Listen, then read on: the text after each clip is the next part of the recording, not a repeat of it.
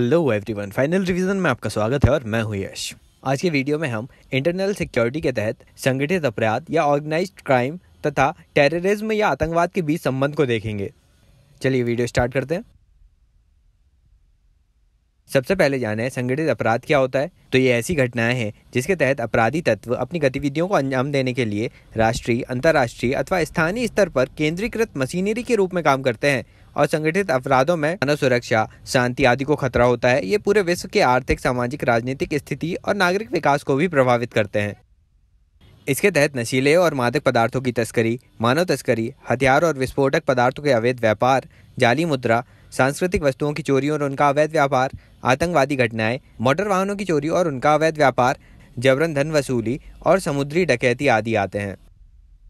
अब 1997 में संगठित अपराध को संयुक्त राष्ट्र के एक सम्मेलन में परिभाषित किया गया। उसमें कहा गया कि संगठित अपराध से आशय 3 या उससे अधिक लोगों की सामूहिक गतिविधि से है, जिसमें विभिन्न सोपान स्तरों या व्यक्तिगत संबंधों के जरिए ये सरगना लाभ कमा सके या हिंसा, भय और भ्रष्टाचार के जरिए आंतरिक और विदेशी क्षेत्रों तथा बाजारों पर नियंत्रण कर सके। इन सभी गतिविधियों का मकसद आपराधिक गतिविधियों को बढ़ावा देना और किसी भी वैध अर्थव्यवस्था में प्रवेश कर उसे पंगु बनाना है।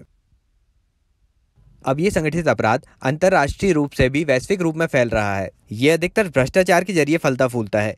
संगठित अपराध की अंतर्राष्ट्रीय प्रकृति ऐसी है कि आपराधिक संगठन सीमाओं से परे भी गठजोड़ कर लेते हैं और अपने स्वार्थ सिद्धि के लिए एक हो जाते हैं और समय के साथ ही अपने आपराधिक तौर तरीके भी बदल लेते हैं। विभिन्न नेटवर्कों या आपराधिक संगठनों से संबंध बढ़ाने के लिए उदार रवैया अपनाते हैं। इसी वजह से इसका स्वरूप वैश्विक हो जाता है।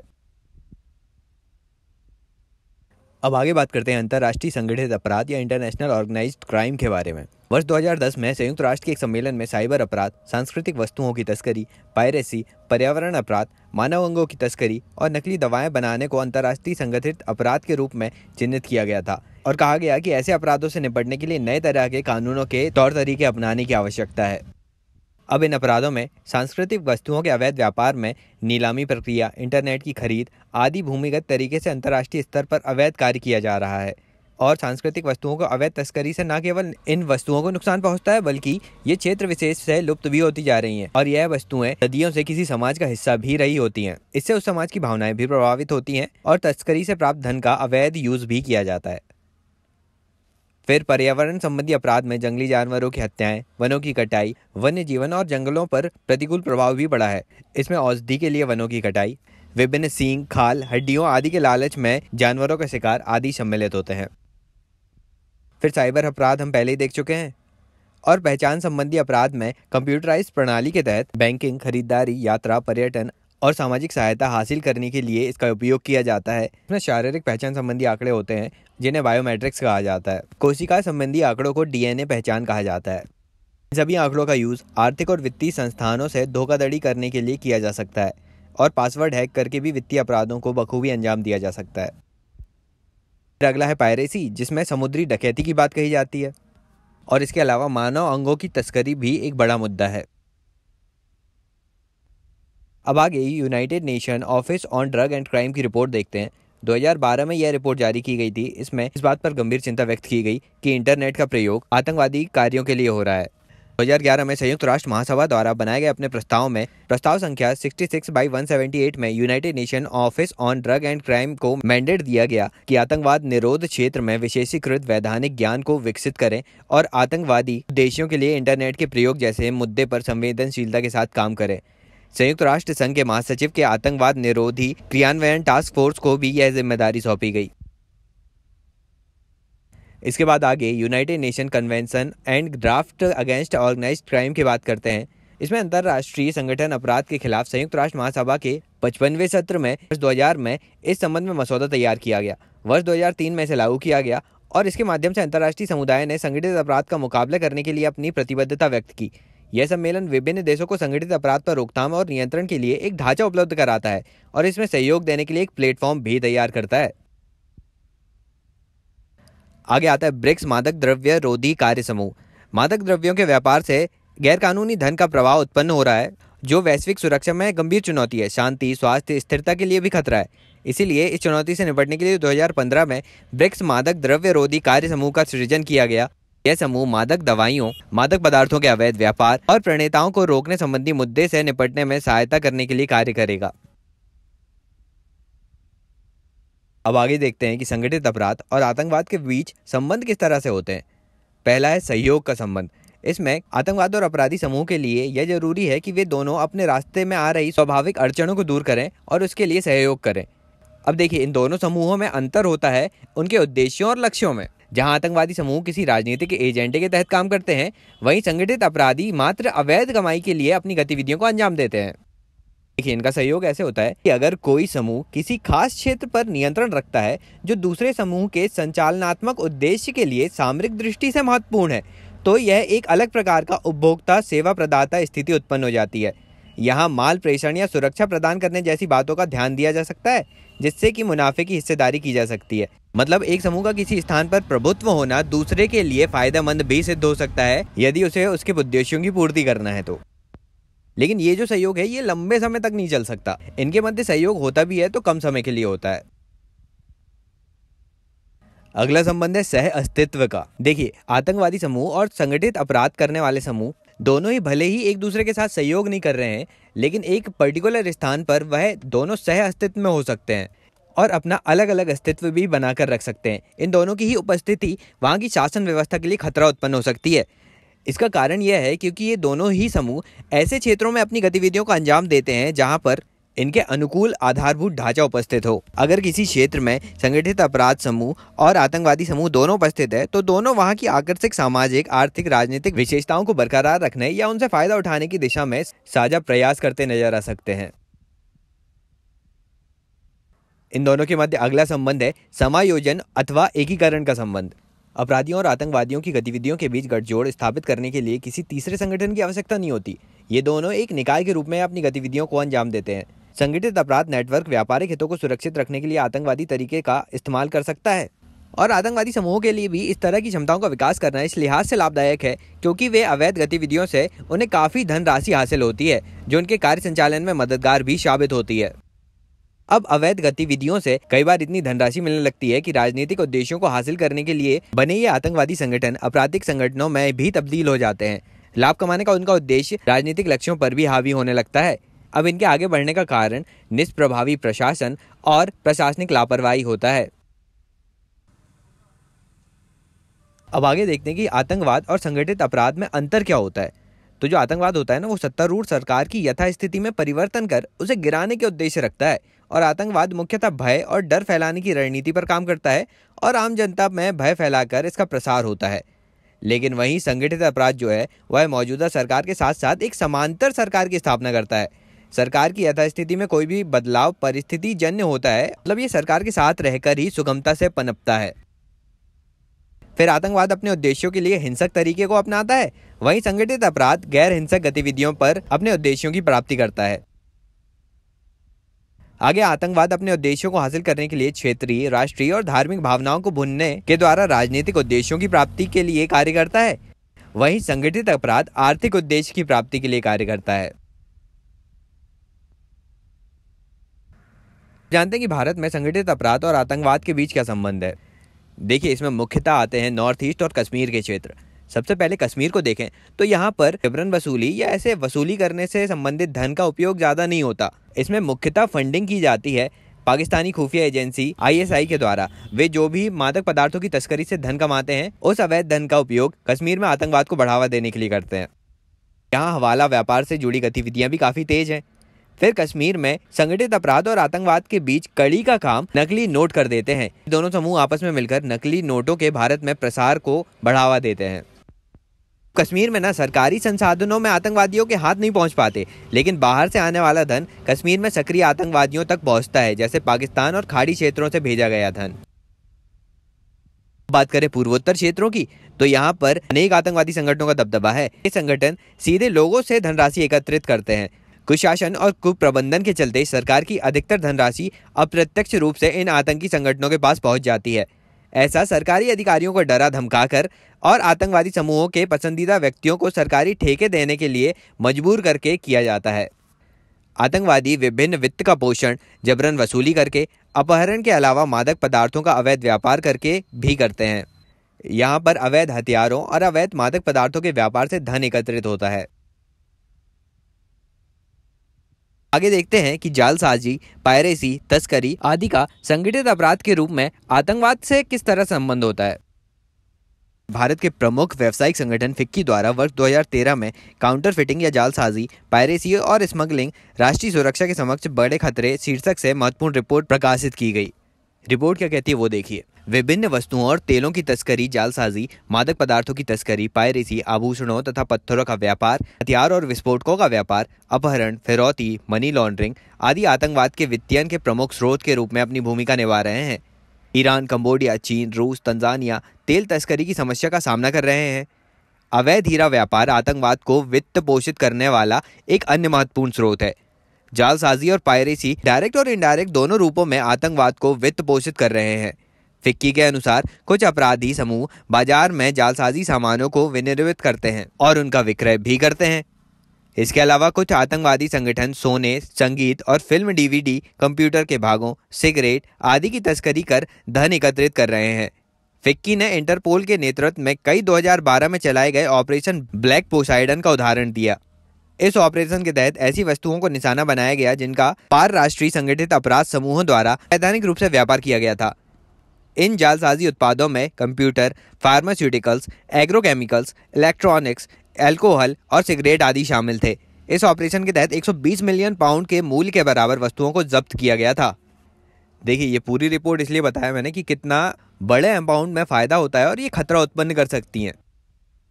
अब यहाँ पर एक समिति ने भारत सरकार और उद्योग जगत के मध्य बेहतर समन्वय के प्रयासों पर बल देते हुए कुछ इस तरह की सिफारिशें की हैं ताकि इन अपराधों को रोका जा सके। पहला है जालसाजी और पायरेसी पर रोक लगाने वाले पूर्णतः जवाबदेह सरकारी उपकरणों की स्थापना करना।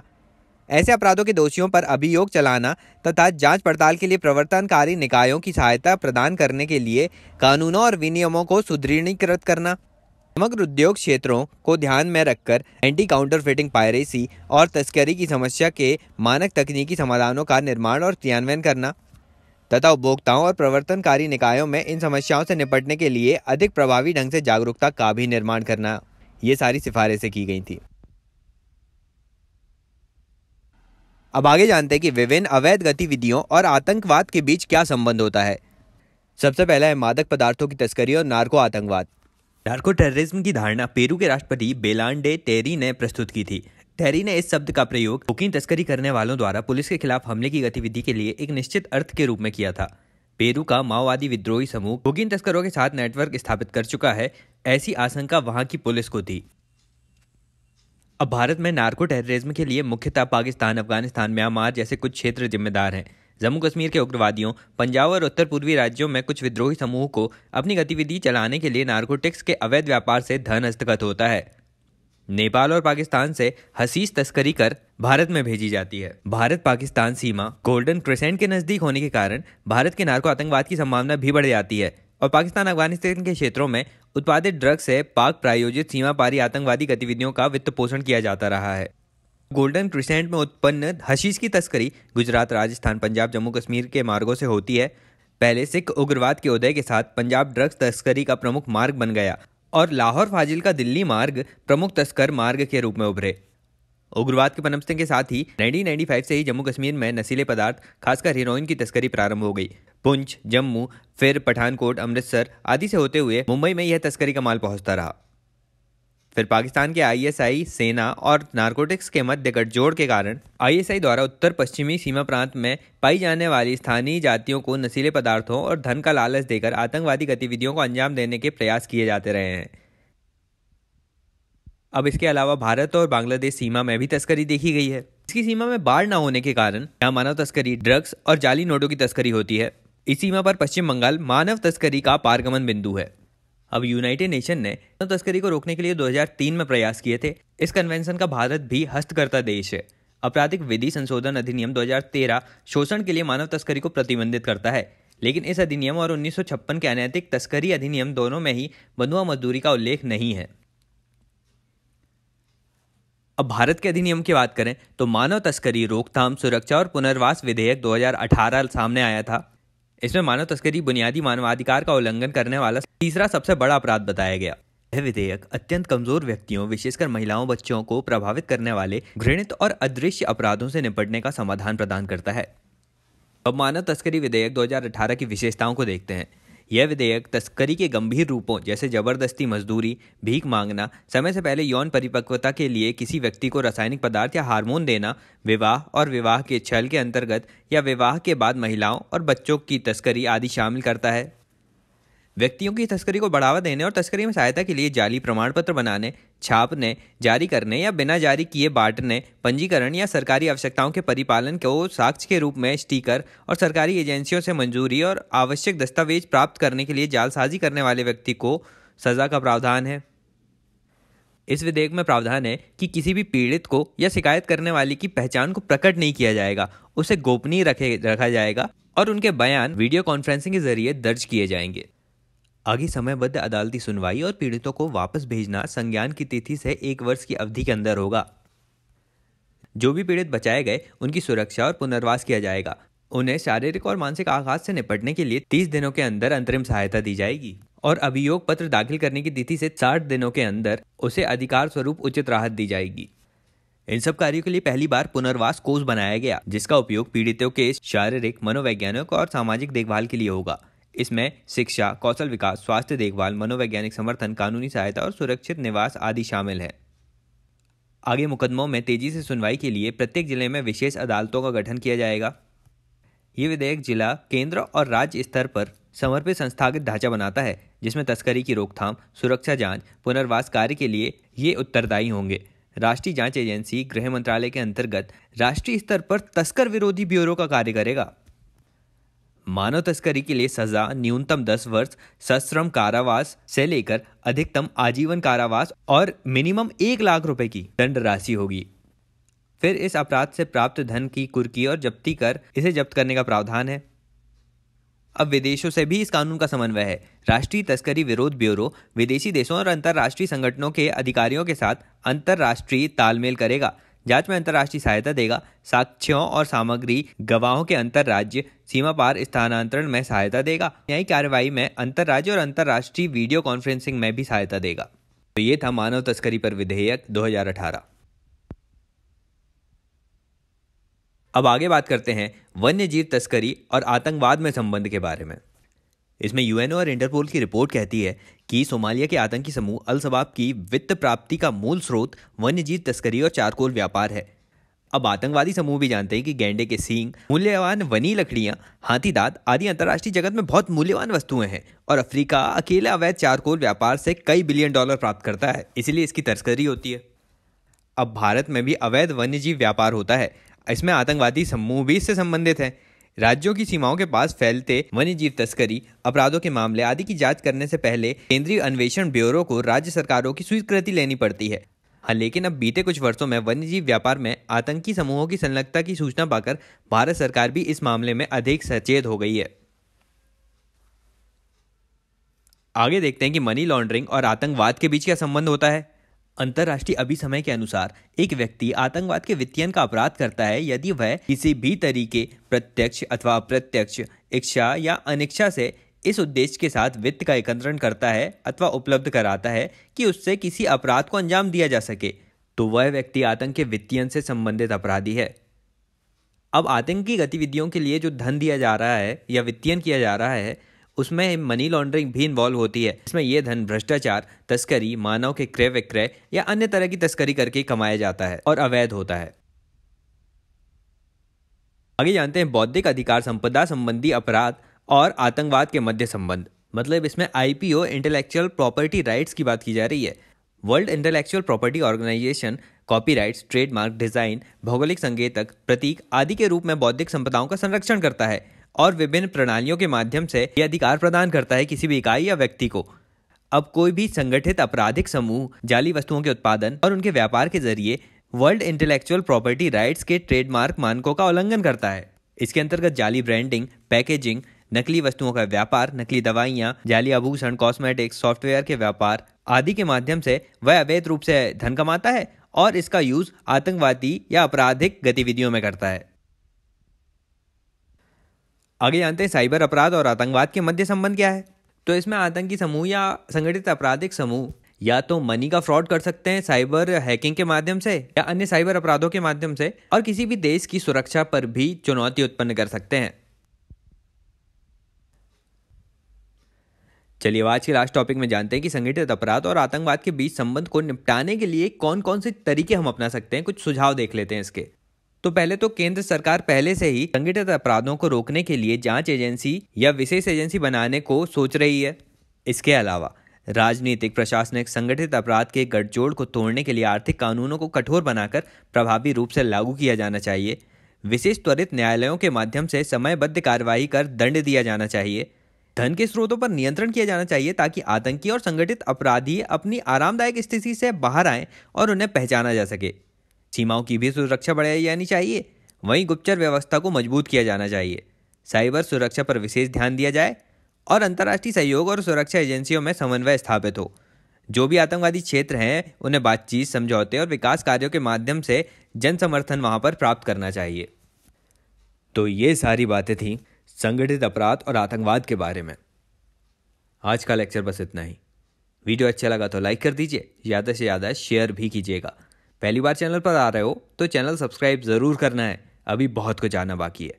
अभी के लिए चलता हूँ, मिलते हैं अगले वीडियो में एक नए टॉपिक के साथ। Thank you so much for listening.